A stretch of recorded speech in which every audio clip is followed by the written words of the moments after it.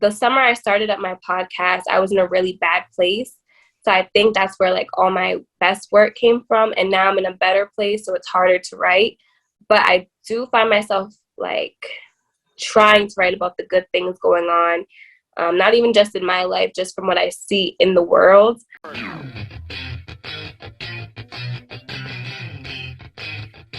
Welcome back to another episode of Rated G with Gary G. Garcia and Brian Licata. I am your host, Gary G. Garcia, along with my brother and my partner in Misinformation, Brian Licata.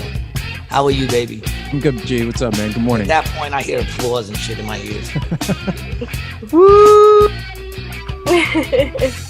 All right, before we even get into this, man, this show is sponsored today by our first sponsors, man, that we got. I'm excited, man. This show is sponsored by XXX Playground. It's the best adult sex game in the world. This is the communication tool that was created with the intentions of perfecting a medium where adults can bask in uninhibited sexual communications, all the while bridging the gap and eliminating awkwardness, criticism, and judgment.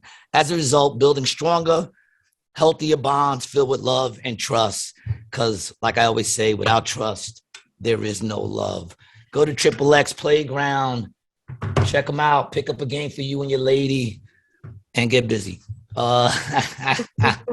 Big up to Spank, man, and our sponsors at XXX, man. We appreciate you. We have a special guest today, Brian. Who do we have with us today? We have our friend Jackie Smith from the Jackie Poetry Podcast, whom we actually met when I was down in, we were both down in Miami. I was filming something with a friend of mine who's also another sponsor, What's Good CBD.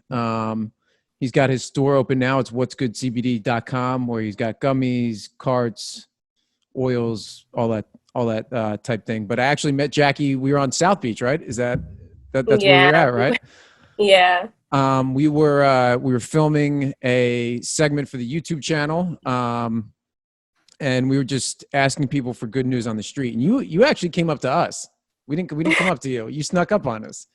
I did. I seen you guys recording, and I was like, let me be a part of it.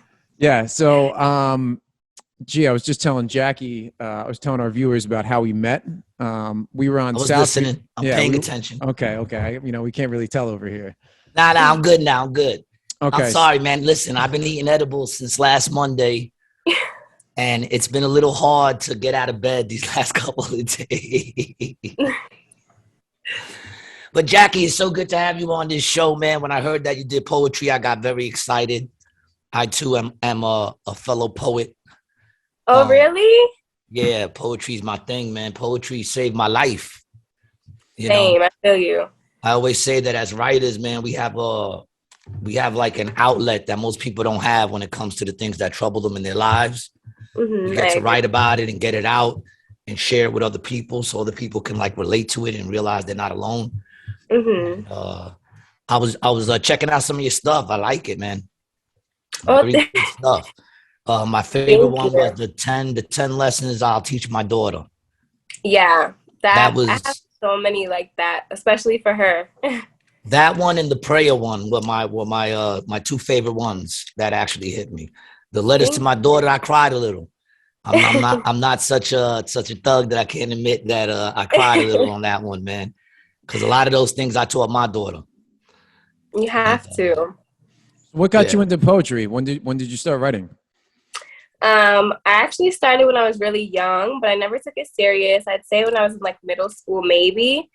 My mom had always told me like, you're such an angry person. Like you need to find an outlet to do something with yourself. Mm-hmm. And I've never really been into like sports or like that kind of thing. So I was like, all right, you know what? Maybe if I just start journaling every day, we'll see where it takes me. And I felt like it really did help. Like he said, it's like an outlet.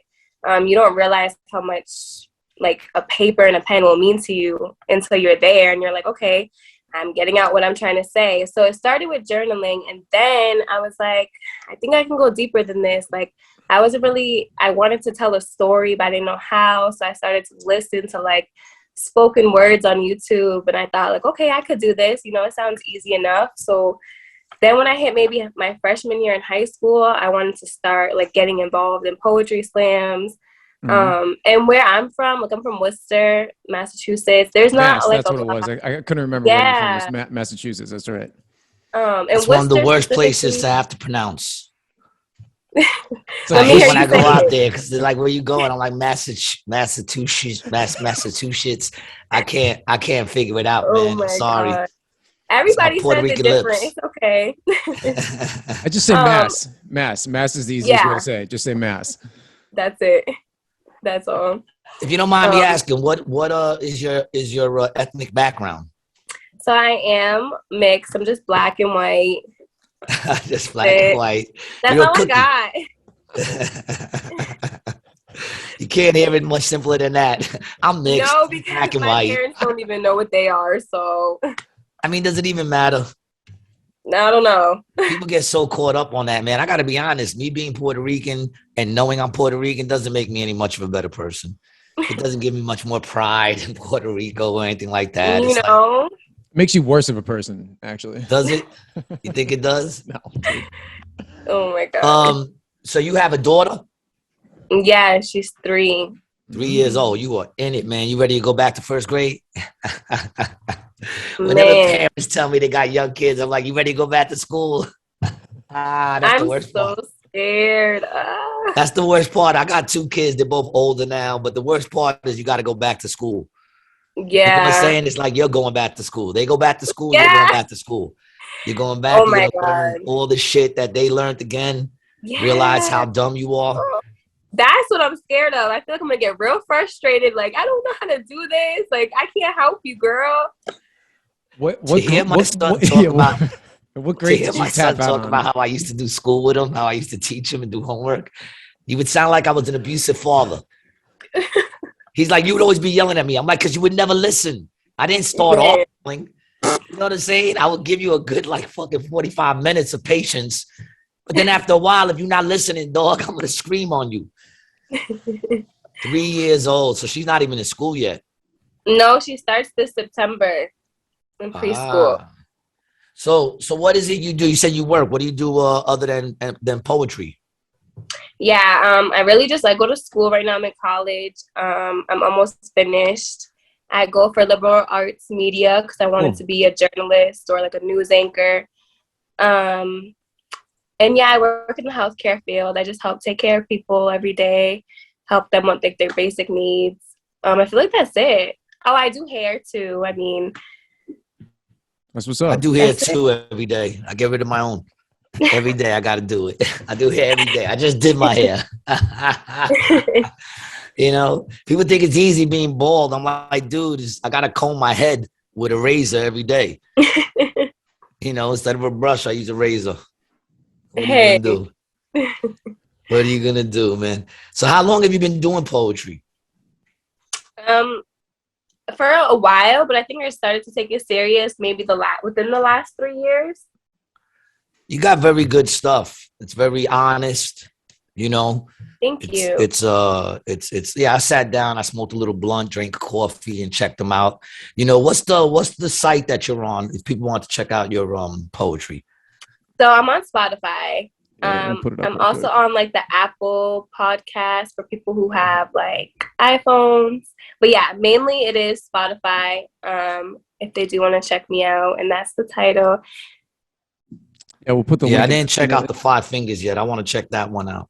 Yeah, it's very good stuff, man. I'll tell you, I love poetry. For me personally, you know, I started off in hip hop writing, which is basically poetry, but you know, I was writing songs in hip hop.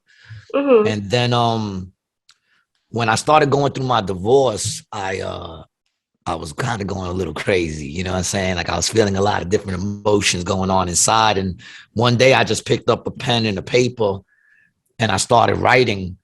And I didn't even realize I was writing poetry. Right. I was just writing just to get shit off my chest and to get shit out of my head, you know? Mm-hmm. And I just started getting into poetry and I just kept writing and writing and writing, man. I got at least, I don't even know how many I've written. I've written a couple of Psalms. Listening to your prayer one, I realized that you're a very spiritual person. I'm trying. Well, that's all we can do is try. Right. You know what I'm saying? No, About, if we were perfect, we'd be Jesus. That's And people true. would be worshiping us. You know what I'm saying?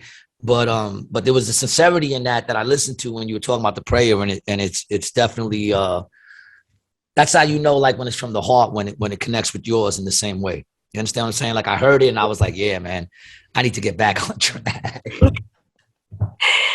I was listening to that shit. I was like, word, I need to get back on track, man. This chick making me depressed right now. I'm sitting there smoking the blunt, got little gangster tears coming outside. And I'm like, I'm sorry, God. I know I fucked up. Yeah, this morning I was listening to him like about an hour ago, and I kind of had the same thing on some of them. So who does the music in the background for those? Is that your music also? Really? Okay. Yeah. Oh, you do music as well? Or you just add the music? I don't really do it. I know people who have, like, one of my really close friends, she had taught me basically how to put together a podcast, and like I run everything by her. Okay. So she had taught me like the technology aspect of it, the music. I don't do the music. I like take pieces and I kind of like remix it and like put it together. Got it. So like that. That's cool. Yeah, because I was listening to it, like it's kind of like spoken word song. Yeah, I wanted to give it like a different vibe. I didn't just want to talk. Yeah, a couple of them I was like, oh, this beat's like pretty catchy too. You know, I was like kind of getting out to it. So you said you were in school also. How much longer you got in school? Is this your last year? Third year? What's going on? Year. My last year. And what school do you go to? I actually go to a community college. It's called QCC. QCC, I've heard of that. Yeah, just a community school, but almost done. Yo, I feel you, man. And shit, I got questions, but I just can't get them all in my head. I'm a little burnt, and I'm trying to multitask here. I'm a little. This is what happens on the Sunday morning editions of the Rated G podcast. Yeah, I'm sorry. It takes Gary a few minutes to warm up. To warm up. I'm sitting there trying to get my first L of the day, but I didn't get no weed. My man upstairs is still sleeping, so I wasn't able to get no weed. So I'm sitting here trying to build one. I'm doing the dirty blunt right now, so I'm building one out of all the roaches that I have around the house. Oh my god! I'm trying to multitask, man. I don't know if you fully heard the origin story of how me and Jackie actually came together. It was we met down on South Beach, and Jackie hasn't seen the video yet. Do you want to play it? Do you want to see your part in it? Yeah. Show her part, man. Let's see it. You want to see it or no? I saw it. Yeah. But let's see my god. Yeah, we can see it. All right. Here we go. It was good. The full video is awesome, and if you want to check it out, you can check out the YouTube channel. Okay. You guys see it? Yeah. See a big blur. Yeah, it's okay. You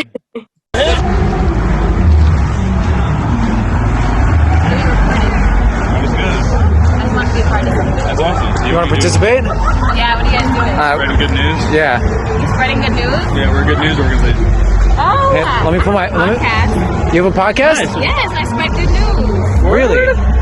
You want to guest on my show? I have a podcast also.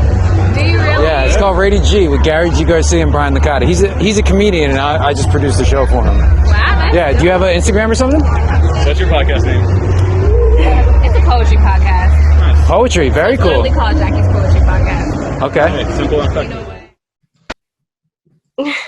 You know what? Yo, Brian, what's up with that video work there? I noticed you kind of checked her out a little bit with the camera over there.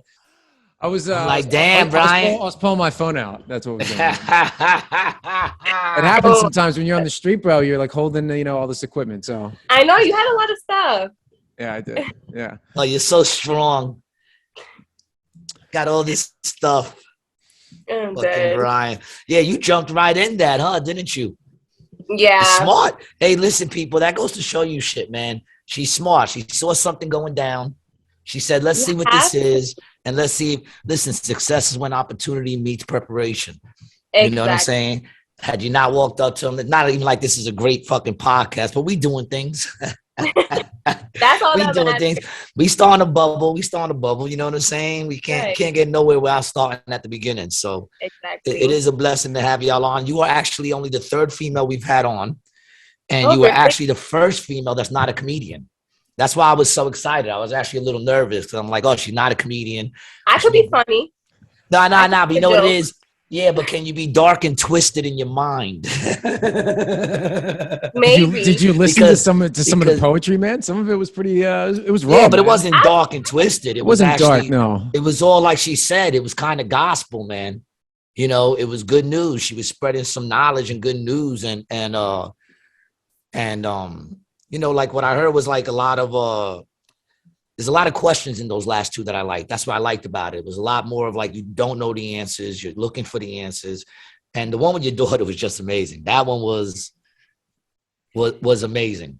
I actually sent that one out to a couple of people to check out that I think would like it. Man, I'm upset because I write poetry too, and I want to share some of them with you and have you share something, but I can't find my book. And when I say I can't find my book, it's crazy because I have nothing in this house. Like, there's no place for anything to get lost. And yet I'm looking around. I'm like, where the fuck did I put that book? I don't know. You know. Well, watch when you end this, you're going to find it. Well, I have one book because I have a book that I write shit in. And then I have one that when I finish it, I rewrite it in that book. Mm-hmm. When you write, do you write with a pen and paper or do you type out? Yeah. Well, it depends. Like when like the thoughts are coming to me, I just pull up my phone, but then I do put it on pen and paper because like I have to see it. And like you said, you write it down and then you rewrite it. I do that too. I feel that when you write it, because I never used to write anything. Like when I used to do music, I never wrote anything. I used to just keep it up here in my head and work it out in my head and keep doing it over. And then my brother had told me one time, Gary, you really need to start writing it down. There's a difference. Yeah. You feel the difference when you write it down, right? It's like it actually becomes a little more alive when you see yourself writing it and you're able to look back. Yeah, I prefer definitely to handwrite shit than to type it out. It's not the same. You don't get that same connection with it. You know, I also feel like when you're writing it out and you look back and you read it, it opens your mind more to expand on it rather than just you know, go by what you think sounds good in your head. Yeah, I agree with that. You know, have you performed anywhere, like any of your poetry in person or live? Do you do any like shows or anything like that? I did when I was in high school. I was a part of like some poetry club, and we went and we did a few competitions. But recently, no, because like I was saying, in Massachusetts, it's really hard to find. There's like no really creative outlets or sources and stuff like that. Like out in Boston, that's like the main area there is. Right. It's hard to find, like, it's hard to be a part of stuff out here. Like really not. That sucks. Now I got a question. So you're in Boston now? You're in Massachusetts now? Yeah. So you were what? Just out vacationing when you ran into Brian? Yeah, it was for my birthday. Yep. Oh, that's what it was. It was your birthday. Yeah. Okay. Yep. How old are you, if you don't mind me asking? Of course, you don't mind. You're young. 22. Yeah. You're 22. They never mind. You don't start minding until you're like 36. Then you're like, you don't ask a woman your age. I'm halfway there. Once they hit 36, you're like, you don't ask a woman your age. When you're 22, you're like, how old are you? 22. Yeah, 22. That's me. They don't give a shit when they're 22. You know, I don't mind people asking me my age, man. I think getting older is a beautiful thing. I think women should embrace it more, to be honest. You know, I think women should definitely embrace that more, and there'd be a lot more joy. And joy takes away wrinkles. Did you know that, ladies? So does makeup. Actually, that's not true. That's not true. I don't think that's true. But if it's not true, then it's perfect for the show. If it's not true, then it's perfect for the show, right? I'm ready to roll around. Now we're good. You're right over there. You got it going. I'll be all right. Yeah. So with your writing process, you kind of just start anytime something comes in your head, and then you get it into the phone, and then it eventually moves to paper. Is it all kind of like one straight process, or is it like you pick it up and stop, pick it up and stop? Well, lately it's been more of like picking it up and stopping. So like I have a few projects right now. I'm actually coming out with like a season 2 of my podcast. Nice. And it's been hard trying to get creative again, because I feel like when you do stop, it's like, okay, you stopped, you're relaxed. But I do get like just ideas. I put it down in my phone. I'll bring it to paper, and then I will stop just because like I'm busy. So I feel like I never have time to go back and finish my work. So I have a lot of unfinished pieces. And it makes it kind of hard because then you forget like where you were going with the work. Yeah, 100%. So I'm trying to just get back focused on it more. But yeah, it's like a process. It definitely starts here and then moves to my phone and then we get it going somehow. I have more or less the same process with videos. I mean, I have tons of unedited projects that I've just shot, and just if you don't get to it within a certain period of time, it just stays on the hard drive and it's just gone. Yeah. Oh, I know, Brian. I know how things disappear when Brian. I say it. I know how things disappear. Do you find that there's a certain time, like, do you tend to write more when you're happy, or tend to write more when things are kind of all fucked up and you're trying to, you know, and you're struggling? See, for me, I always write when I'm struggling. When I'm happy, I don't really write, to be honest. I feel like I got to be suffering in order to write some shit. That's crazy because I was just telling someone that like I have to be sad, or not just sad, but like just going through a really rough time, and that's when my best work does come out. But when I am happy, I do try and write, just because I want my poetry to show not just like the depressive side of things, but also how things get better. So I, like the summer I started up my podcast, I was in a really bad place. So I think that's where like all my best work came from. And now I'm in a better place, so it's harder to write. But I do find myself like trying to write about the good things going on, not even just in my life, just from what I see in the world.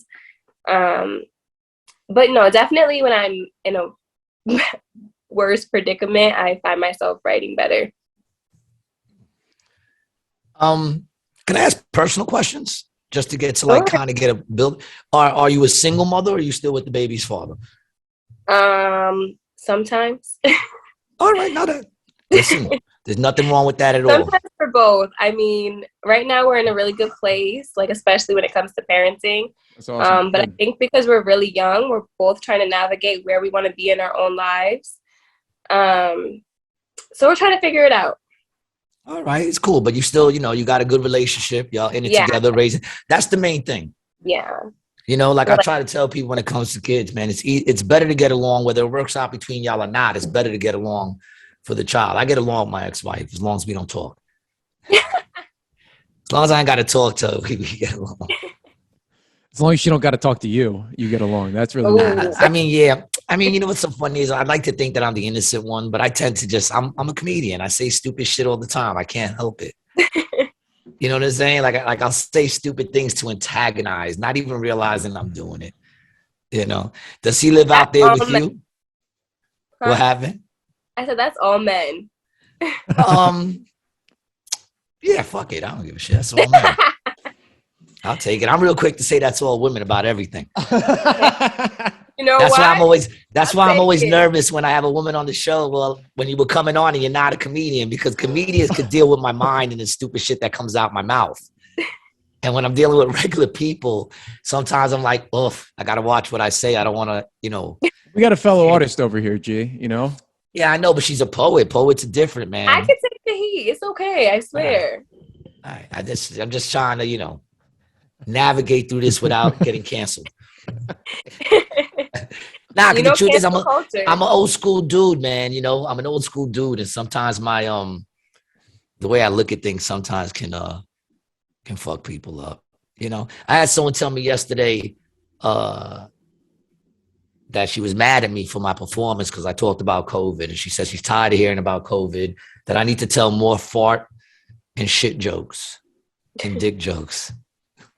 A woman told you that after the show? Right. After the show. You need to tell more farts and dick jokes. I said, that's what we got Buddha for. What? It's what he does. You know what I'm saying? I just can't do it. My mind can't sit there and just tell, you know, pointless shit. You know, I told her, listen, if you didn't like it, you should have left. I was the last one on. You wasn't missing nobody. You know, everybody else enjoyed themselves. You can't please everybody. No, you can't. So what is it you are you looking to like publish, get your stuff published, put your stuff out there? Or is poetry just something you do to like, you know, you can do it, you're an artist, you have the ability to do it, so you do it, but you're more focused on like something else? Is it a big thing for you? No, it Poetry's definitely hard. it is hard. Poetry's so fucking hard, man. It's People think so like, oh, anybody can write, but that's not true because it's a lot of work and time. This is something I see myself doing forever. I definitely want to have it published. I want it to reach a bigger audience. This is like definitely my dream, I think, for now. that's honest right there. I think for now. Because you're wise enough to understand that you're young. Dreams change, you know? Yeah, And that's what I definitely. always tell people, man. Don't be afraid to let your dreams change, man. You know, that's how you find your purpose. Like I did music for 30 years and, you know, I thought that that's what I was going to be doing. And then after that, I did the marriage life and I did that for 25 years. And I thought that's what I was going to be doing. Now here it is. I'm doing comedy. You never know where this life's going to lead you. Yeah. But there was so many times, so many different ages. I felt like this was it. You know what I'm saying? Like, this is what I'm doing. And then like, I look back and I'm like, damn, that was 6 years ago. I was doing that. I thought I'd be doing that for the rest of my life. You know? Honestly, and I feel like your life, since life's always changing, everything's always just going. I don't think I'd ever want to just do one thing for the rest of my life permanently. That's just, I don't know, it sounds boring to me. I mean, like, you can have a dream and pursue it and love it. But like you said, like, you did music and you thought that was it. But then you realize, like, okay, maybe that's not it. Maybe this is it. It's okay to just love something and leave it behind and keep going and love something else. Yeah. And I mean, for me personally, it was just a matter of you know, knowing what it is. You got to know what it is you're getting into also. You got to be honest with yourself, you know. And at the time, you know, I was just coming out of the marriage. I started doing music again. But the truth is, the music is such a grind now too, man. It's such a grind to do music. You got to give it away for free. You know, you can't even like sell it no more. You got to give it away for free and just hope people show up for your shows. Yeah. But it was a thing of, you know, I did hip hop. Hip hop is a young man's game, you know, unless you've been in it, you know, from a young man, then they'll stay with you into the older years. But older dudes coming into the game, no matter how dope you are, it's a very hard thing to do. So it became a thing of, you know, I can't really think of anybody who's come in like late, like not in hip hop. Yeah, like 40. It never happens, does it? Nah. I mean, you got hip hop artists now that are legends in their 40s, early 50s, and they're not even like, they come out with a new album and they don't, like KRS just came out with a new album. Did you know that? No. Yeah. How don't you know that KRS just came in? It's KRS. How don't you know he came out with a new album? Because they don't, you know, the game is a very weird game. That's why the poetry game, man, like I write poetry. I definitely want to get some of my stuff published. But like, it's like, what do you like? I don't even know how to start the game of poetry, man. Well, Poetry. I think a really good idea that I was thinking about is like your poetry. Some of them are they're short, right? They're what, 2-3 minutes. They're all 3 minutes, about 3 minutes. You could do something where you know, you just take your phone and you record yourself reading it, and then put some video clips over it and post it, you know, on Instagram or something like that to get people to listen to it. Like how we do with the clips for the show. Yeah, I think that would be really cool to kind of get like just. Yeah, the truth is now with the internet, it's one of the good things about the internet is that you can actually create your own lane. That's so true. Especially, I know there's so many social media outlets, TikTok being like the biggest one right now. Yeah, and I mean, and poetry is one of those things where like so many people love it, but it's so like, it's like comedy. It's kind of like not respected in a lot of ways. It's almost just like there's no avenue to really find it. Like it's not going to be on TV. It's not going to be like at a big concert hall. Well, it used to be when they had Deaf Poetry. When they used to have the Deaf Poetry shit, that brought poetry to the front a lot. My boy actually, you ever seen the movie ATL? Yes. Yeah. With what's his name? You remember that character Brooklyn with the cast? That through the whole movie he had a cast on, and he was the one roller skating with them all the time. That's my boy. Yeah, that's my boy, man. I'll be back. His name is, and he started in poetry. He did the Deaf Poetry thing. Me and him were mad tight. He used to do a lot of poetry, and the kid's a deep dude. You should check him out. I'll be back. ALBBACK. And yeah, he started doing poetry, and he got like noticed off of Def Comedy. But yeah, man, I mean, I love poetry, and I really want to get my stuff out there. So I've been thinking a lot about trying to get it published.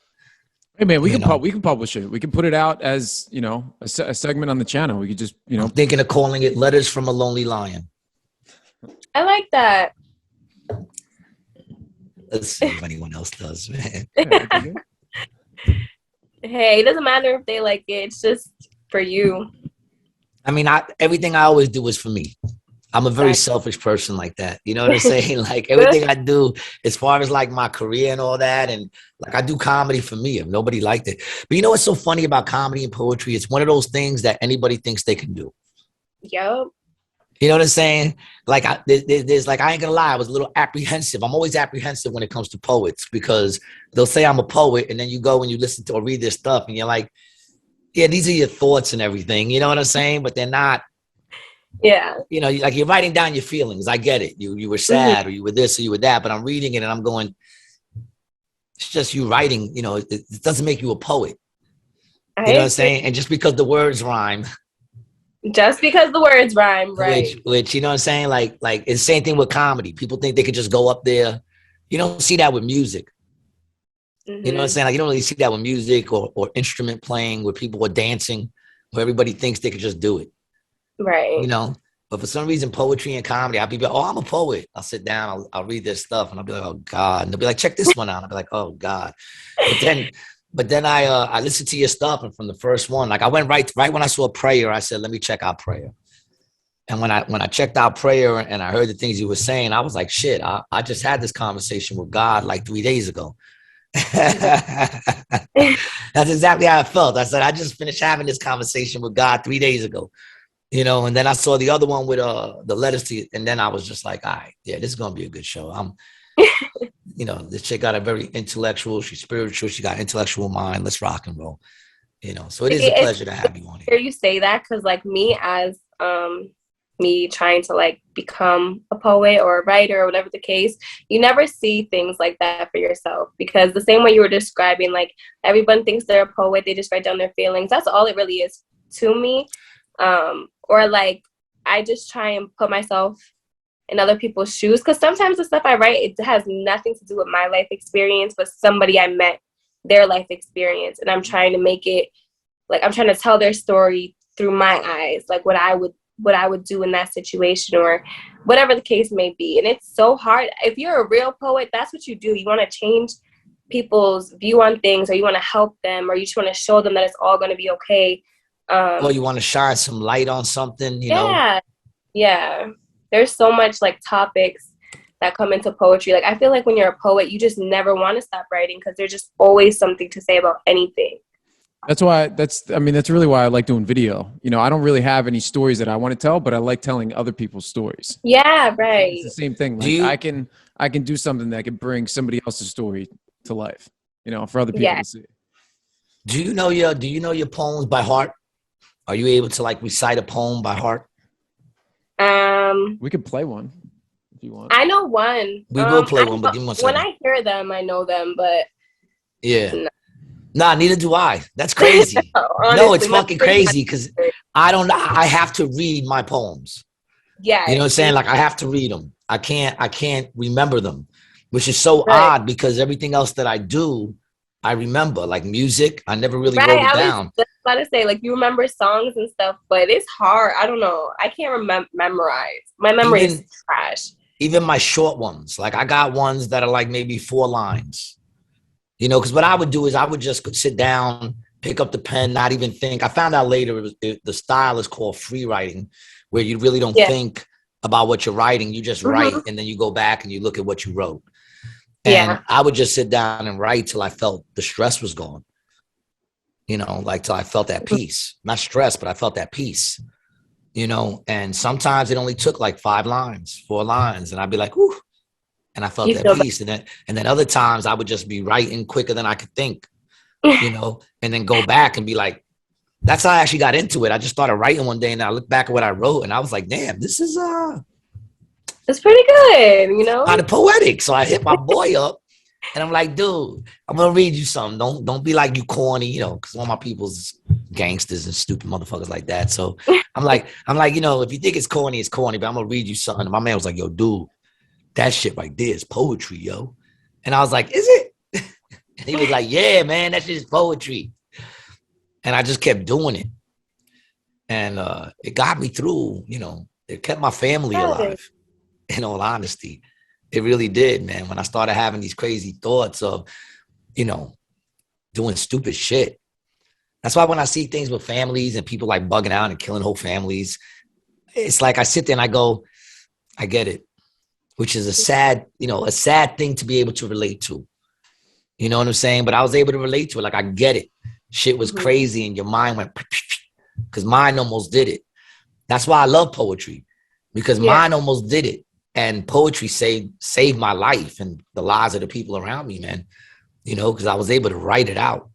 And whether you're a poet or not, people, you know, I believe getting shit off your chest is the best way to do it. And sometimes if you just need to write down what the fuck's going through your head, man, feel free to let it out. Definitely. You know? But if it's dark thoughts, make sure you get rid of that paper after you finish writing it. Because if you fuck up and do something stupid, they will go back to that poetry and they will hold that shit against you.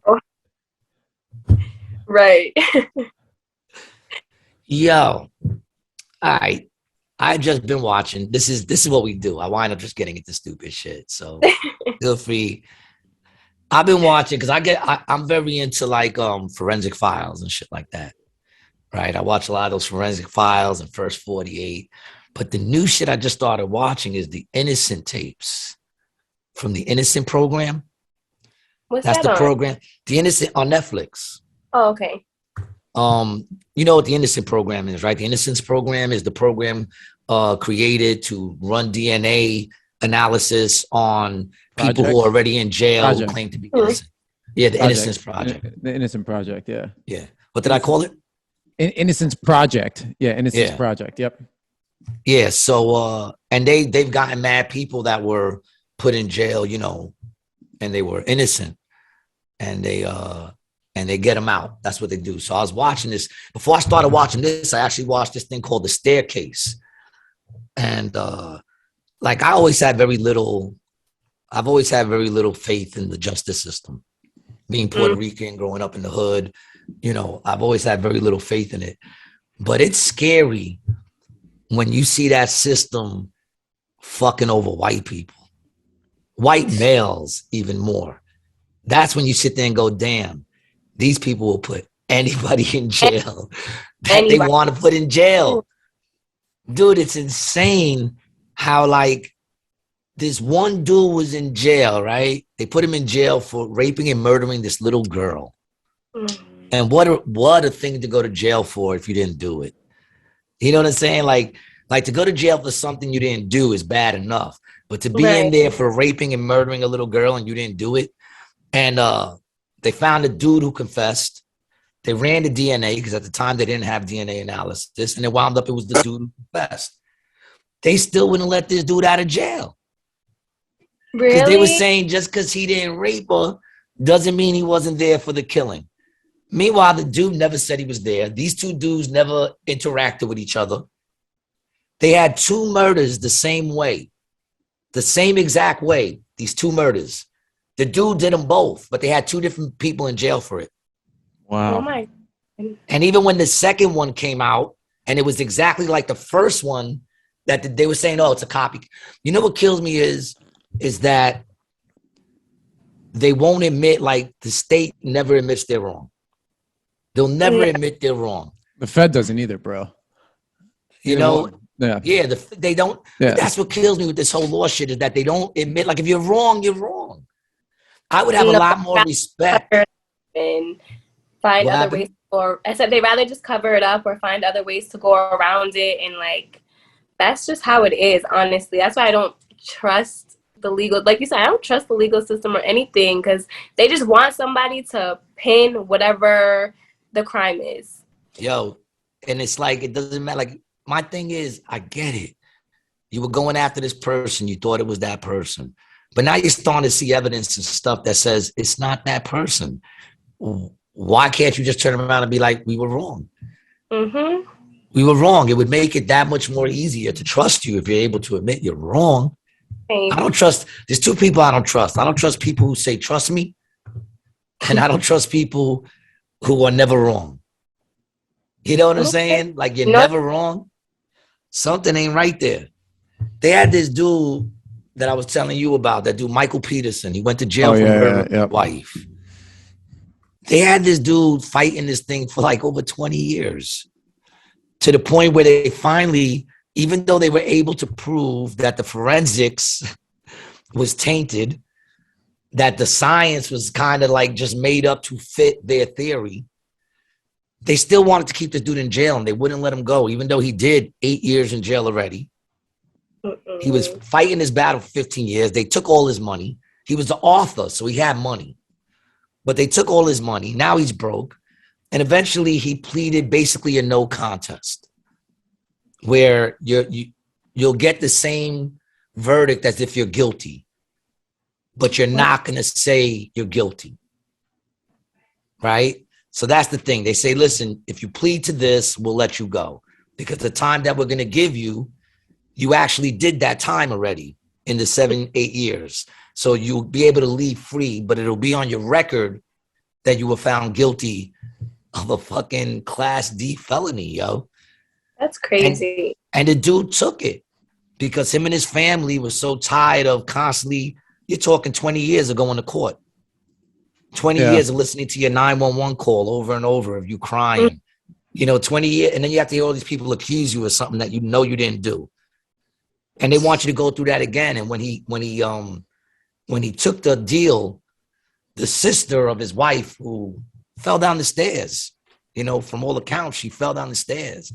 But this lady wants to believe it was the husband, and she refuses to look at any of the evidence. And she's just angry. And she keeps saying, I want justice. And she doesn't want justice. She wants revenge for her sister who fell down the steps. You know what I'm saying? Mm-hmm. And it's so crazy how like the dude took the deal so that he could just be with his family. He's like 70 something years old. They've been beating him for 20 years so that he doesn't have to deal with it no more. And then right away, they're like, he's guilty. No innocent person would take that plea. Of course they would. I would have took it. I never gave a fuck about permanent records. You know what I'm saying? So like, I would have took it. I would have been like, wait a minute. You sit there and you tell me I don't have to say, I confess I'm guilty. And you're going to let me go. All I got to do is say, I'll take the guilty fucking Albert, I think it's called, plea, where you don't really say you did it, but they're going to give you the penalty as if you did it. I would have did it too. I don't People know. don't realize it's all about money. They just take your money, take your money, take your money. Yeah, well, you know what? Let me go. I can't do it no more. Mm-hmm. But then the rebel in me says I wouldn't. It's hard to tell. But it's hard because he had daughters, he had sons. They're all going through it together. Even though it's funny because the two sons were like, just take the deal. And the daughters were like, listen, we're not kids anymore. 20 years passed. We could deal with it. But then again, it doesn't matter if you're innocent. There's no telling what that jury is going to bring back. And let me tell you something, man, them juries are filled with idiots. The more you hear these juries speak, they're filled with idiots. That dude basically went to jail because he was gay. Well, he was bisexual. That's why they sent him to jail. Really? Basically, because the sister, they had asked the sister if they ever saw the wife and him ever get into a fight. And she said, I'd never seen a more loving, trusting, caring, and together relationship than him and her. But then it found out that he was bisexual. They found on his computer that he was looking at all these, gay websites and shit. Mm-hmm. Now, all of a sudden, he's a piece of shit. That's not necessarily proof either. That means nothing. It doesn't mean anything. The dude likes a dingling don't mean shit. That don't make him a killer. That makes him a killer. What the fuck does that? And then they're saying that, and they let them bring that into court because they said it went against him having a happy relationship. But like, what? And he's sitting there and he's like, she knew. He said she knew, which I would have to believe if you're married for that many years, you know. Yeah, you know. And they were like, well, did you talk about it? And he said, we didn't have no long conversations about it, but she knew. And I understand that. And you're telling me that there's not a woman who could love that man because of the relationship they have and accept the fact that, he's into dudes too? There's not a woman out there that could accept that? I think there is. No, definitely. I mean, I Especially when know there's a bunch that can't, but I think there's a couple that can, you.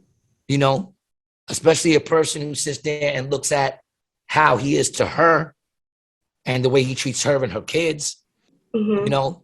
And then one of the daughters who went against him was like, I didn't know who he was because I never saw that side of him. So what did you want him to do? Bring dudes home?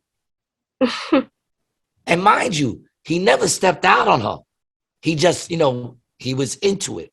He was supposed to hook up with one dude and they never hooked up. So technically he never cheated on her. So then why is any of that even in? Because they were using that as a motive. They were saying that she found that stuff on the computer, confronted him about it, and he killed her. And these people in the jury were like, that makes sense. That's why juries, man, you can't trust juries at all. I mean, look at that Ratcliffe. Remember Ratcliffe, the kid who was shooting and they let him go, self-defense, just recently? Just recently, that young kid that he went out to, where'd he go? Where that he was crying on the stand and they let him go. And they sit there and call it self-defense. I'm like, the kid was home. Are you talking about the kid in Minnesota? Yeah, Ratcliffe. Wasn't that his name? No, it wasn't Radcliffe. What was his name? I'm close. Look it up. That's what you're here for, Brian. I'm looking it up. See what I'm saying? Like look, he's all confused. I'm pretty sure if you put an RAT, it'll pop up. That little rat. Yeah, the kid was at home. This is when all the riots were going on. Back when the lockdown was, like in effect. And he went and got a gun and then went into another town, supposedly to, protect the store. Rittenhouse, Kyle Rittenhouse. Rittenhouse. Yeah, who's Ratcliffe? Yeah, I get all these things. There. That's why I was like, what? Yeah, I get all these things. Rittenhouse. That's the problem when you watch too much shit and your brain don't remember names. You start combining everything. Yeah. That's why I love Simeon, dude. The dude we had on the show last week. He's got the wisdom that I got, but he's got knowledge. I got wisdom with not a lot of knowledge. All my wisdom. He can remember. He can remember. He remembers names, dates. Details, really important details. Important details. Yeah, like actually the stuff you're supposed to tell people. We're really good at Rated G on essence and broad strokes, but nothing detailed. The world is in danger, dog. I just got starting tomorrow, Monday. I'll be doing a segment on the morning show for the JoJo and Scotty morning show on FM radio. That's talking about conspiracies. WZXL, right? What happened? What did you say? I said you'll have so much fun with that, it seems, because you'd be watching those shows and stuff. Oh yeah, it's gonna be great. But no one should. One of the scariest things people tell me is when they go, oh, I listen to your podcast, dog. Yo, I'm with everything you say, and I'm like, that's scary, dog, because I'm not even with everything I say. I talk a lot of shit. I believe it all. Don't believe it all. I'm not. I don't know. I'm just going off of what I read and see. I don't know anything. Yeah. I don't know anything. Oh man, yo, it's fucking crazy. How are things in Massachusetts as far as vaccinations and all that shit out there? Is that affecting y'all in any way, or y'all just moving along in life? I feel like we're just moving along because we don't have like a mask mandate no more. A lot of people are like vaccinated. I feel like I haven't heard nothing crazy about COVID lately. Yeah. Also, I don't watch the news because that's the trick. That's too much. People don't realize that, man. That's the trick. Yeah. You can't watch the news, man. That's how you get peace. If you want to, you just got to shut it out. Don't read anything. It's so sad. No, it's just shut it out. You're much happier. Yeah. All that shit. The internet, the news will have you thinking that this world is the worst that it's ever been. Literally, right. And it's not. It's the same as it's always been. Shitty and people doing shitty things to each other people. That's how it's always been. Hate, racism. It's not more now. It's just that now we see it because of the internet. Yeah. The internet's made the world smaller too. It makes everything seem like it's right at your front door. Like it happened with Vietnam. Vietnam was the first war that they actually had on like TV sets.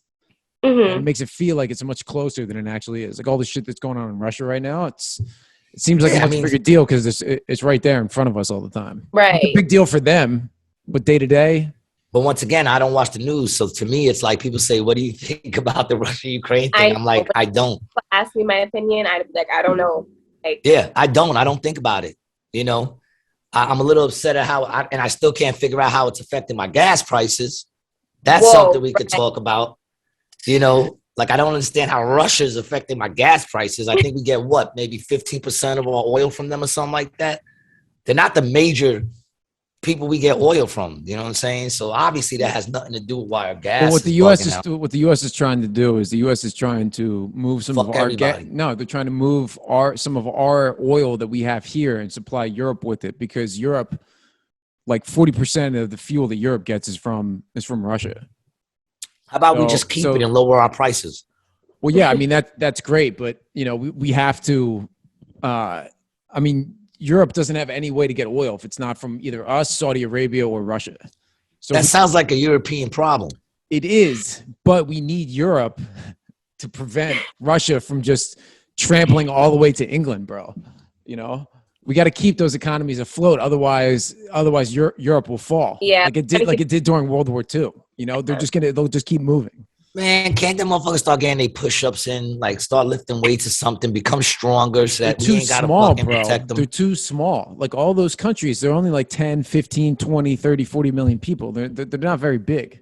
Russia's massive and has a massive amount of people. And a lot So of they people that tell are us. loyal to I've it. never been there. Yeah, no, that's true. I don't believe anything they tell us. Oh my God. But why run? Why is Russia such dicks then, dude?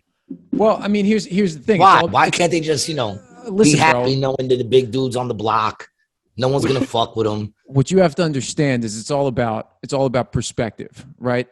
The U.S. has had tons of involvement in Ukraine, and what they're trying to do is they're trying to get UN to be part of groups and organizations that will allow the U.S. to put bases and military troops right on Russia's doorstep. Imagine if Russia was like operating military bases in Mexico along the U.S. border. Like we'd be fucking pissed, especially if Mexico was part of the U.S. at one point. Well, can't we all just get along, man? I mean, Why is everyone we bugging out? can. Parents, I like Russians. Here's something I'm gonna tell you. You want to know where it starts? It starts with the parents at this particular point. That's why if you look at these have you noticed the new army recruiting propaganda that they're putting out? No. It's all like you'll see the dude running through and the parents behind him, and the parents like, are you sure you want to do this? It'd be like the mother behind the guy, and he's like walking through with the machine gun. He's like, I can't think of anything else I'd rather do. And she goes, but you're going to be out here alone. And he's like, I'm not alone. And you see all the other army men with him. And then the next thing you know, they're in the house, and it's the son and the mother. And he goes, so can I go? And then the mother walks up and hugs him, and it says, their success starts with your support. You know what I'm saying? Their success starts with your support. Because what's happening now is the parents that are coming up now are a lot like me. Like my son wanted to go into the service. I told my son, you bugging. You ain't going to go fight their fucking war. They don't give a shit about you. You're going to go out there and what? Fight for poppy and fucking, poppy fields and fucking oil and their agenda and kill, little black and brown babies all over the country for them. You don't even know them. I don't know what their beef is with these countries. That's not my beef. Is it a cartoon that you're talking about? Is there like an animation? No, it's a straight up, just straight up. Yeah, it's like trying to find it. It's the new recruiting agenda they're doing, which they're going at the parents, and they're telling the parents to support their children because they know that parents know what time it is now. And they're telling their kids, dude, I don't care how much you love Call of Duty. That's a video game. You're not going to fight for these people.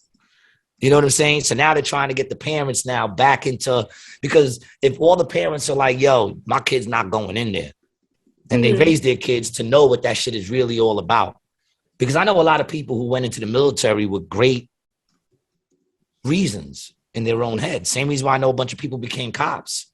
They went in there with great, like I'm going to do something good. And then they get in there and they realize this ain't what it's about. Like a lot of my friends went to the army or the Navy or whatever the case may be, and they've come back like that wasn't even worth it, and like I still have to go back, and they hate their lives or hate like what they're becoming, who they're becoming, and And that's they the same. hate why they're there. They Yeah. realize they're not there for the reasons. One of my boys got sent out there, and he was guarding a poppy field, and he was like, "I didn't come out here to guard poppy fields for drug lords and shit." Well, see, the answer to that shit isn't that simple, right? So like they were guarding the poppy fields for these guys because they needed the support from the local guys because they're fighting a guerrilla war, right, in Afghanistan, and in order to fight the Taliban or whoever they wanted to get out, they needed to protect these guys and their source of income. Not to mention that they also needed to send the heroin back to the U.S. to then use to fund CIA operations in other places. Yeah, of course. But it's sketchy business, operating on world theater, especially when none of it is actual war. They're Right. military operations, none of them being approved by Congress, which is really how you get around all that. Right. Yeah, they learned that in Vietnam. That's how you get around all of that. You know what I'm saying? It's a scary place, man. You got a three-year-old, man. Do you get stressed about it? I definitely do. I mean, I think it's the reason why I don't want no more kids. Like, right? Like, just thinking about what she's going to have to go through 15 years from now, or even like what's going to happen now with everything that is going on in the world. I do be stressed, but I'm just going to prepare her for like whatever happens. And that's that. I mean, you got like, obviously from, like I said, from the poetry that I listened to, you got faith. Yeah, definitely. And that goes a long way. That's what I was telling Brian, man. Like we were talking to my man, his name's Simeon. He was a dean at his school, and he wouldn't get the vaccination, so he was let go. Not completely, but technically let go. They keep you kind of on in limbo, so you can't, they want you to quit, But he hasn't been working since like October. And we were talking about how that's a tough decision to make. And I was just saying that when you have faith, it makes tough decisions a little more easier. That's crazy because at my job where I am now, they were making, just in Massachusetts, it's not mandatory to get the vaccination, but I guess in the program that I work for, it's a nonprofit organization, and because we work with high-risk people, they made it mandatory, and I did not want to get the vaccination. I just didn't believe in it. It's not something I would do, and they told me, they had sent us all like a letter, and it was like, we're going to put you on administration leave if you don't have the vaccination by this date. And like you said, it's not really them firing you, but they were administrative leave. Yep. Like when you get it, you can come back. But they wanted me to like basically quit. And all my bosses were just on me. Like, you have to get it. You have to get it. At some point you're going to need it. And so I ended up getting it. And it just made me feel like I just went against my own beliefs just for like money, basically. Man, so many people are gonna relate to what you say, because I know, especially in the medical field, I know a lot of people in the medical field that had to get it. Yeah, and they feel exactly the way you feel. Go from being healthcare heroes to losing your job. Yeah, and they just feel exactly how you feel. Like, the same they feel like they let themselves down more than anything. Yeah, it's like really like, I don't know. It sucks because it's tough. You have a daughter. You have to work. You have to, it's those tough, it's where the rubber meets the road, man. And it's tough, and it's only going to get tougher. Right. It really is only going to get tougher. They're going to find another way. This is going away. Just like I said, you remember, Brian, when you asked me back on the first episode, we're like 50 something deep. 3 years, right? Three or five. Did you say 3 years? I said about 3 years. And then you said, where do you think it's going to go? And I said, it's just going to go away. Yeah. That's all it's going to do. It's just going to go away. And people are not even going to realize that it went away. And that's where it is now. Like you said, the mandates. It's going away. Yeah, it's in the process of going away. In New York, the mandates of the mask and the vaccinations are starting to go away. And it's like, the question then becomes to me, why? Right. Like what scientifically has happened that is different than that they don't have to do that anymore? And they'll say, oh, well, people are vaccinated now. Yeah, but the vaccinated people still get it. and they can still carry it. So shouldn't the mask, if they were, still be completely mandated? Right. But they're like, nah, because they know people are getting tired. And that's what all these things are. These things are all tests to see how much they can push you. And then when they notice you start to push back, they'll pull back a little bit and they'll leave you right there. You know, like gas will go up pretty high and then they'll pull it back to like $3.50, $4. And everybody will be like, oh, it went back down to $3.50, $4. And you're like, $4 is still mad expensive, dog. It was like $3.20 like 6 weeks ago or something. They're allowed to change that price, I think, up to 4 times a day. Man, right now I think out here it's like $4.50. Ooh-wee. I just paid $4.09 last night. $4.09, I would die to have that price. Like, see, that's what I'm saying. Yep. See, like, that's how they do it. They roll that price mad high, then they pull it back halfway, and everybody's like, "Whoo!" It's no longer fucking $10 anymore, but it's still $5. Crazy. It's still $5. And all this is just a push to what's that? The rise in like the last week or so. This is at November 4th, 2020. So this is after COVID happened. 209.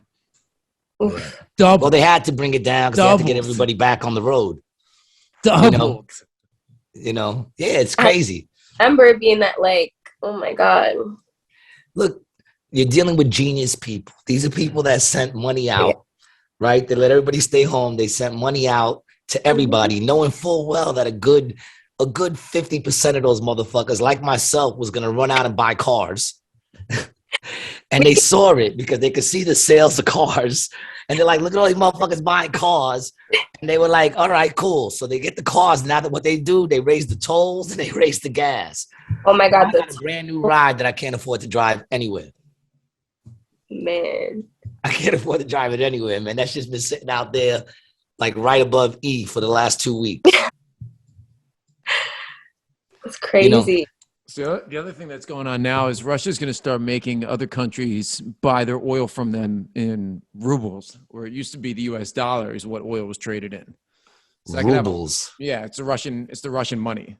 Yeah, I know. It sounds corny. Yeah, rubles. But what it does is it inflates the the value of that money, and devalues the US currency because it's being traded less. So what that does is it now switches to where the US currency isn't the most dominated currency, which is a problem. It's all bullshit. Well, it is, yeah, but it could be bullshit that fucks us. It's all bullshit. Right. Inflation. You know what inflation is? Inflation is someone going, I'm going to raise my prices because I can. That's what inflation is. Gas is going up. Then the dude who sells eggs goes, you know what? I'm raising my prices on my eggs. They're like, why? Why not? The gas just put his shit up. I'm putting my shit up too. You know what I'm saying? Then your rent goes up. The milk goes up. Soda goes up. Soda ain't even good for you. And that shit's mad expensive now, man. I used to buy a 3-liter soda for 99 cents. And I'm only 50. So it's not like I'm mad old. Yeah. But I do sound that way because I sound like my father now. And he's like, we used to pay, 2 cents for you be able to get. But I'm just saying it's true, man. I remember when I was being raised, $100 was enough to fill the refrigerator up for me, my brother, and my mother. For a week, right? Yeah, for like a week, over a week. For the week, yeah. $100, me, my brother, and my mother.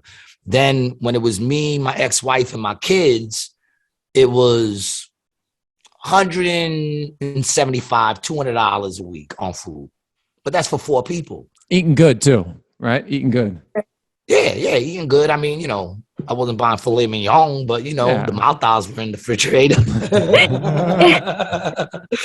Spam was in the fucking, But what I'm saying had dinner, is, you know what I mean? You had dinner every night. The other day I went to buy food for myself.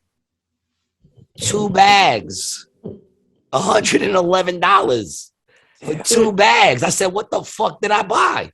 I mean, I bought meats and shit like that. And now because I'm older, I will get the filet mignons. I'm like, fucking myself, But I'm just saying, like, it was $100 for 3 bags, $100. Now it's 3 bags. Was it 4? No, it was 3 bags. I'm remembering now. You know what it is? I bagged it myself. I didn't pay for the bags. Fuck them. You know Every what? time they say, how many bags do you got? I go 0. I got 0 bags. You're giving me the bags. Like, everything went up over here. I don't know about you guys, but like the cost of living, crazy. You cannot find like a 2-bedroom for under $1,700 with nothing included. Yo, you want to hear? You want to hear what rent prices are going fucking crazy? I was waiting for her to go. It's crazy. You can't find a 2-bedroom, and I'm sitting there waiting to hear the price. And she goes for under $1,700. I'm like, I was paying that in Queens for a 1-bedroom. What? No. My 1-bedroom in Florida went from $1,800 to $2,400 a month. That's insane. And we're thinking about moving somewhere else up and down the coast just because it's like you can live in downtown Miami for $2,500 in a high rise. It's crazy. That's crazy. My whole county I live in is like that, from West Palm all the way down to Boca. Right now I got a 2-bedroom, $1,200, but it's an apartment. Yeah. You know, out here the prices are get a studio in the fucking hood down here for $1,200. You couldn't rent a trailer for that much. I know in New York either. Yeah, no, you couldn't. No way. So do you have a house or you rent an apartment? An apartment. An apartment. And what do you got? 1, 2 bedrooms? 3. Oh, Nice. 3. Hell yeah. Yeah, those numbers are good, mama. 1,700 for. That is crazy. Because if you think about it though, where we are, it's not like the apartments are not great apartments. They're not up to date. They're not beautiful. Right. They're really old. They're from like the 50s or 60s or some shit like that. Yeah, I'm paying $1,200, but I'm in the oldest building in Atlantic City. It's 1860. Oh, I don't know. I think it's just crazy. And even like you were saying, the grocery prices are crazy. And just for like me and my daughter, she don't even eat a lot. And I still probably pay like $300 in groceries. You look like you eat healthy though. No, we don't eat healthy, trust me. I know, right? She's a poet. I figured, you know, she has a lot of kale and granola. I'm like a vegan or nothing. No, we eat bad. We're working on it. Yeah, but we started going to like produce stores down here because the produce is cheap and they all have like butchers and stuff like that, so I can get better prices at not like the big store, you know. But I gotta find that shit. Yeah, that's the hard part. I was gonna say out here we don't really have produce market. We just have like big markets. That's it. Yep. We don't really have like vegetables out here, man. No. Out here we don't. AC. I mean, no, we do. You can get some vegetables over there at Boom. Boom?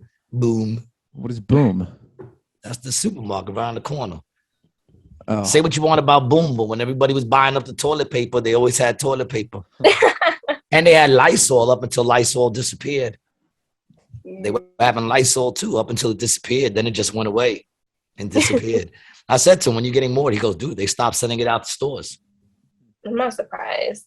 No, it's all just, I mean, just like I said, I try to just, live each day as it goes. You can't get ahead of yourself, man. Yeah. You know, you can't get ahead of yourself. That's true. Is your daughter now with her father? No, Otherwise, you have a really good daughter. Cause I'm like, man, she's quiet. I keep waiting for my dog to flip out. No, she is at church with my dad right now on Sundays at church. So, yeah. So I feel bad you didn't go to church because you came to do our podcast. I didn't go to church. Did we keep you from the Lord? No, I don't go to church on Sunday. It's okay. Yeah, no, it's all right. It's just her. Yeah, you'll be okay. She goes, I had enough of that. She can go now. Yeah. I did my time. That's my boy. Yeah, no doubt. Brian's never been in a church. Dude, I went to church every Sunday. Brian is a Satanist. No, I went to church every single Sunday from the time I was born until I turned 18. I feel you. Catholic church, altar boy, dude, the whole 9. I did all that shit. Oh, the cult. Yeah, the cult. You were down with the cult. I had the robes and everything, man. I was down with the Catholic cult, dude. I still got my altar boy uniform. I do. Still have your altar boy trauma? and all that. I didn't get no trauma as an altar boy, man. And I once mooned the priest. That's right. Nothing happened. You know, I didn't have no real trauma. My biggest trauma with the altar boys is they didn't take me on the ski trip. I didn't get to go on the ski trip. But after finding out all the boys whose booties got touched on that trip, I guess I lucked out pretty well. Are you serious? No, that didn't happen. No way, that didn't happen. Hey, I kind of came out all right.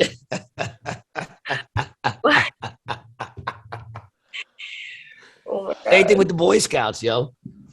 They didn't take me on the trip. We were supposed to go on like some woods trip. They didn't take me.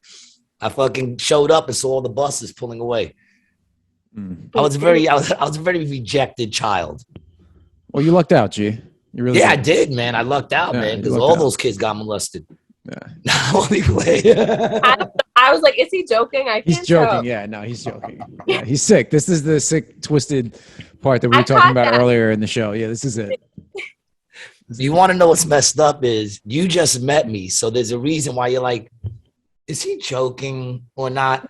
My son lives with me and he's constantly in that state of mind. Like you are. Like, is he joking?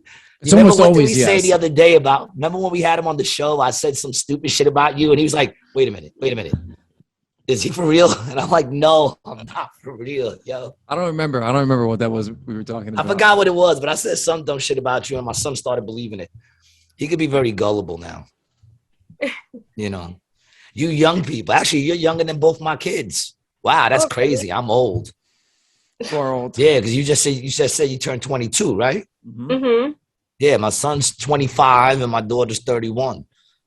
Yeah, you young kids, man. You've got a tough road ahead of you. Thanks. I look forward to it.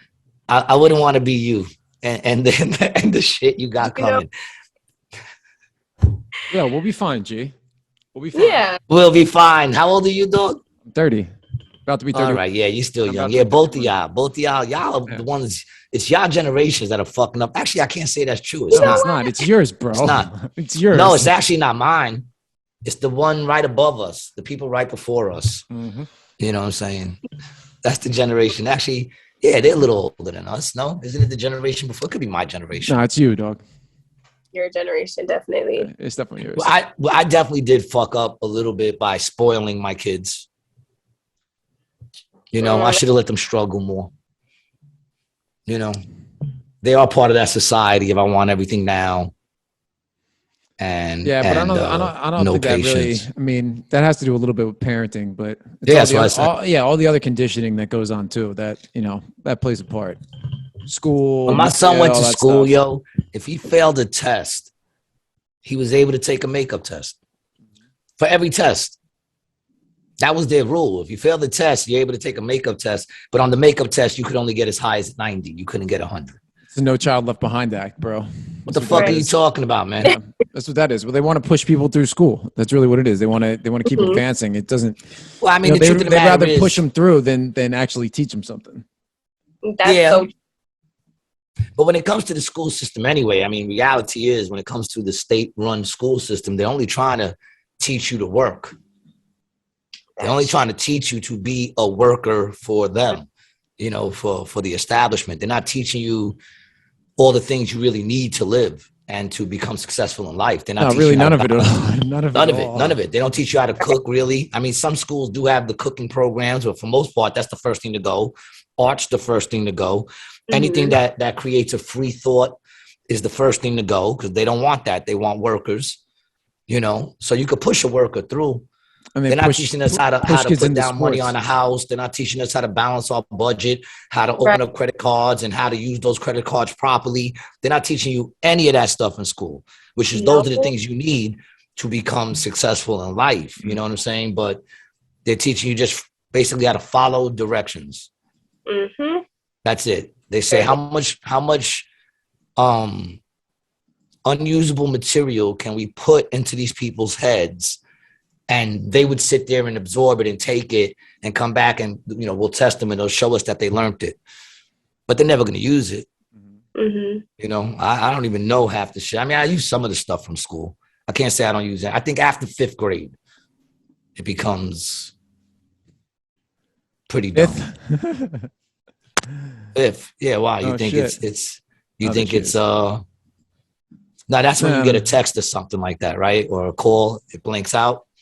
Oh no, Because he my got thing is nervous. He on got you. nervous. I'm like, nah, when they're on the phone, I know that happens. Yeah.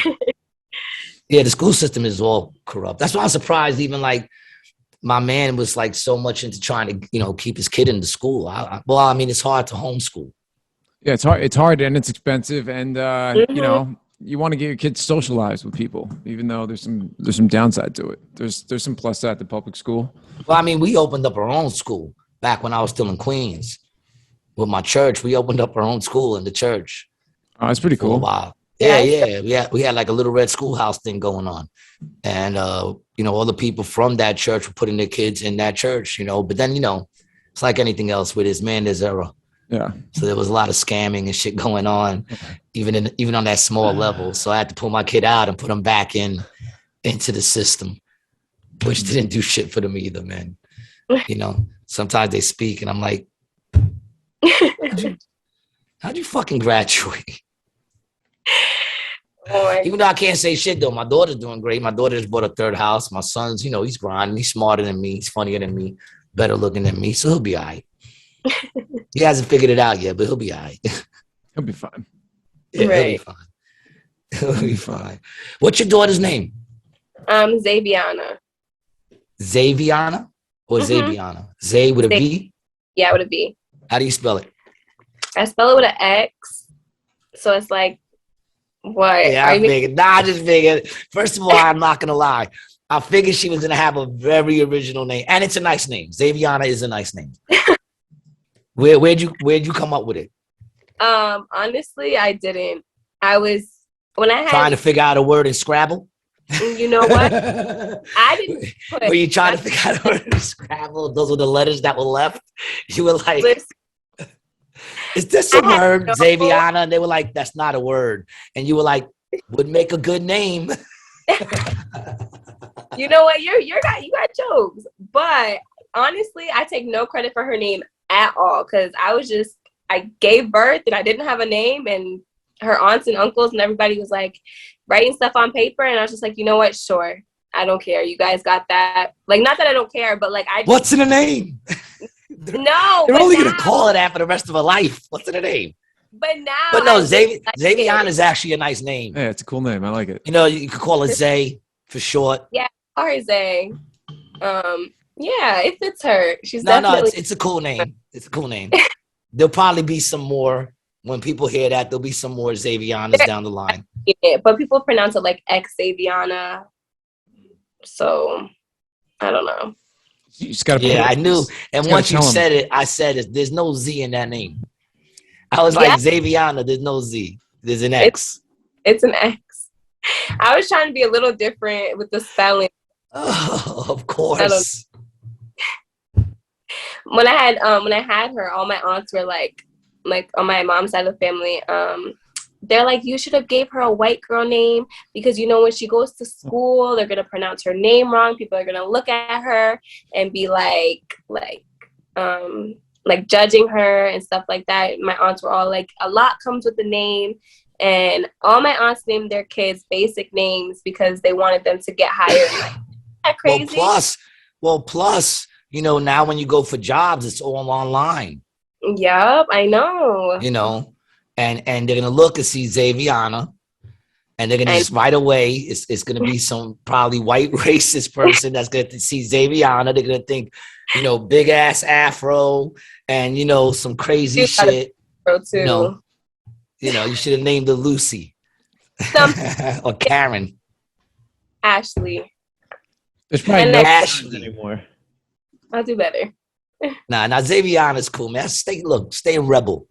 Xaviana's a rebel name. It's gonna be a rebel name because there's no one else named Xaviana, so she's gonna have to be strong. Right. With an X. There might be another Xaviana out there, but guaranteed it's spelled with a Z. You know what? And it's probably some white chick who grew up in the hood.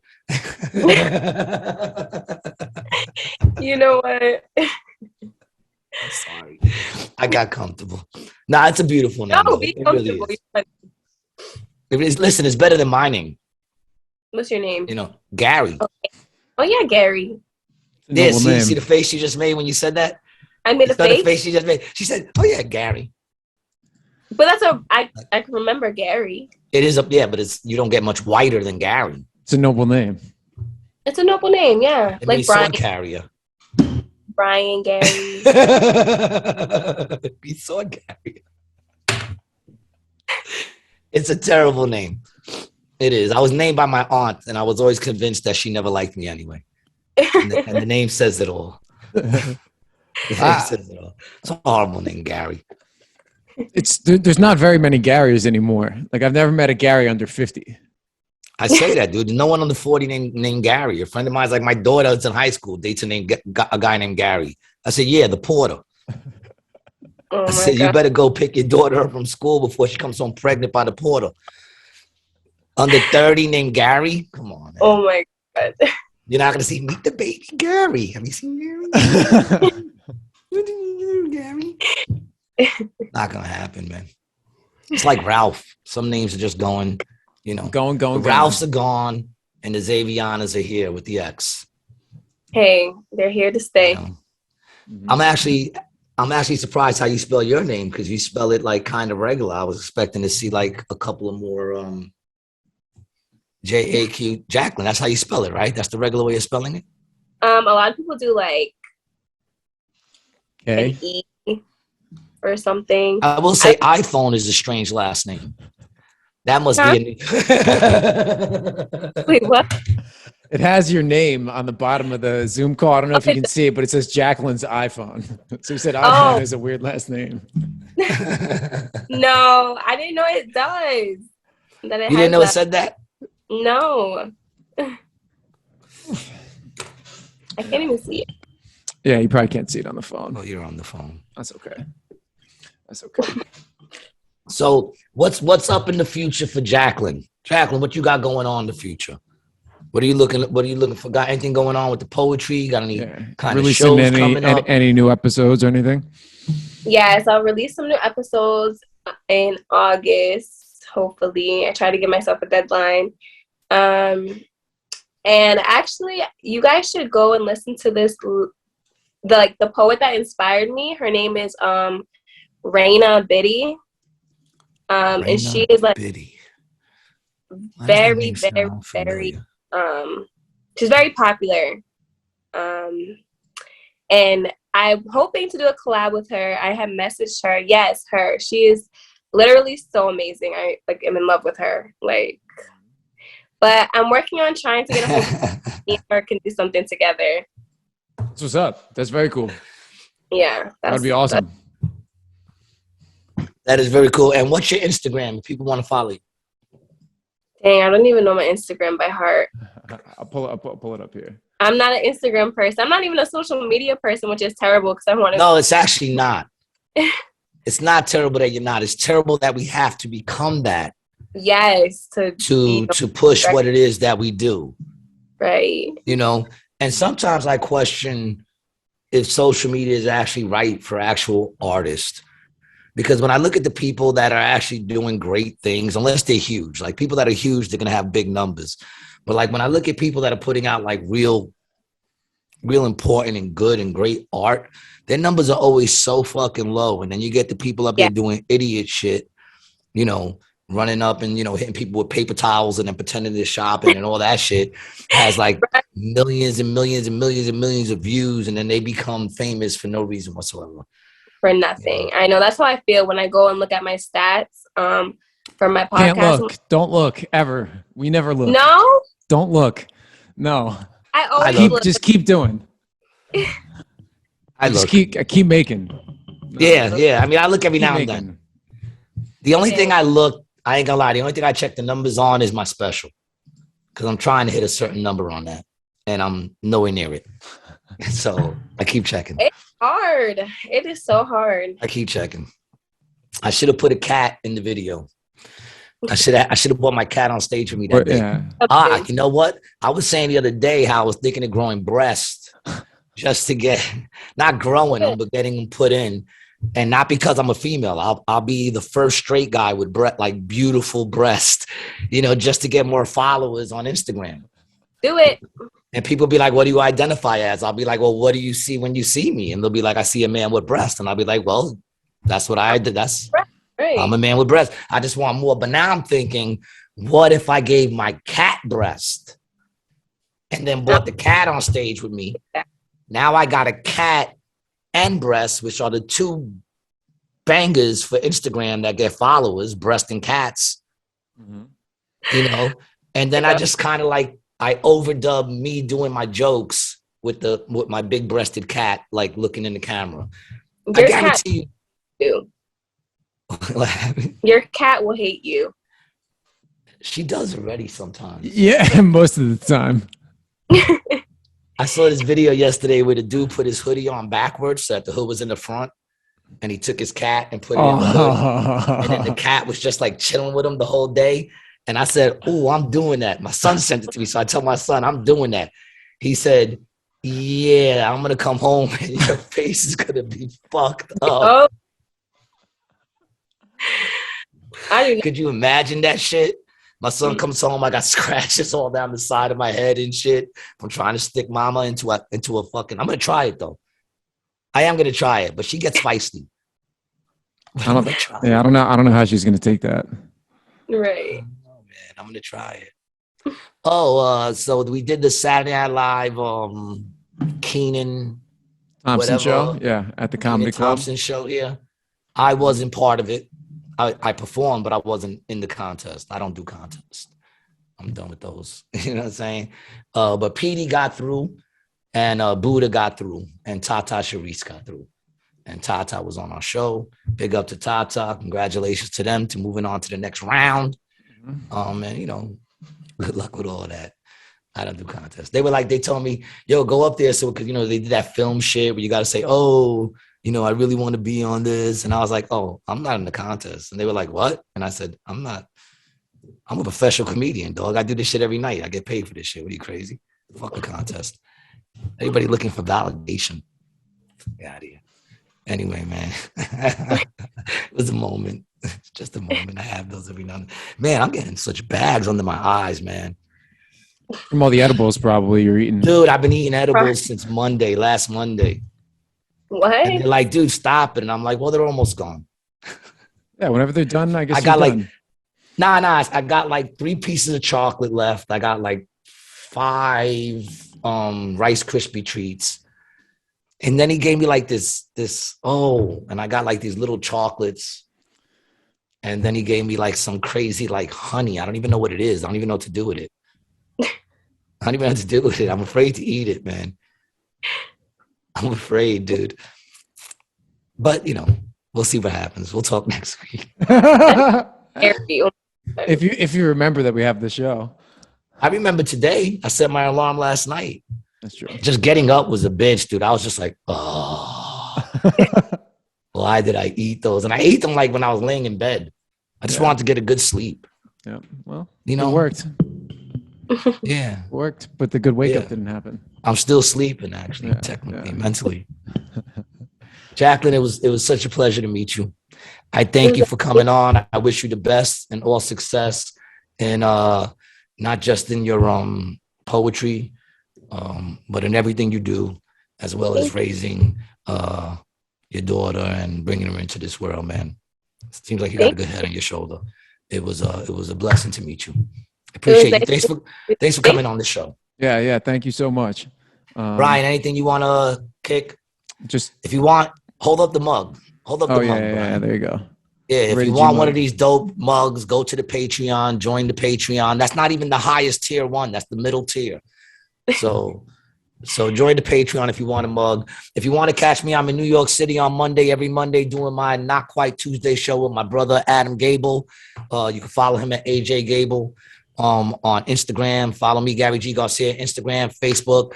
Catch me Sunday through Friday, Sunday through Saturdays.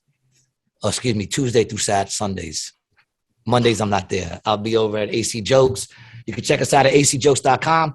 And if you haven't saw my special, check out my special on YouTube. You did not see me here tonight, and get those numbers up so I can feel a little better about myself at night when I wonder if this is the right fucking career I made, because fucking cats get more views than I do. Just Check out Jackie's show, the Poets Channel. Check out Jackie's show. Check out her poetry. You know, if I say it's dope, it's dope, because I'm not the type of person to push people in directions of whack shit. So, yeah, check her out. She's freaking awesome. Great poet. Thanks for coming on the show. That's another episode of Rated G with Gary G, Garcia and Brian Licata. Check us out on YouTube. Follow, subscribe, leave some comments if you want. I don't care, man. Whatever y'all gonna do. Peace. Thanks for listening.